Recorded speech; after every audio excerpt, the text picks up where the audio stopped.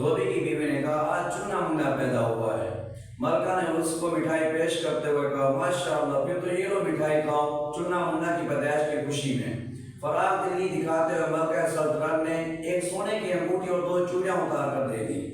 इतने में बादशाह सलामत कमरे में दाखिल हुआ। मलका को खुश देखा तो कहा आज मलका आले आप इतनी खुश क्यों हैं, कोई खास वजह?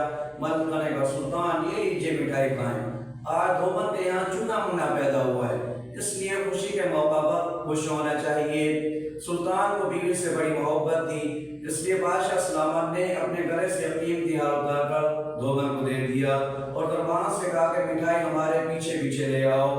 बादशाह दरबार से बाहर आया।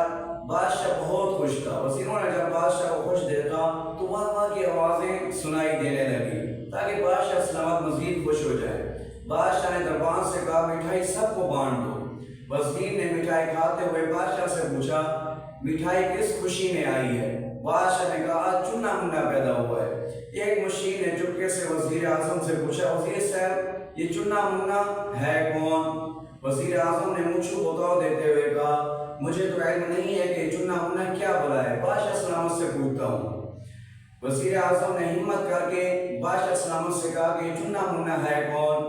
बादशाह सलामत थोड़ा सा घबराया और सोचने लगे वाकई पहले मालूम तो करना चाहिए था कि ये चूना मुन्ना है कौन।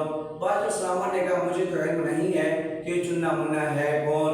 अगर पार्ट 2 देखना चाहते हैं सब्सक्राइब करें, कमेंट में पार्ट 2 लिखकर भेजें।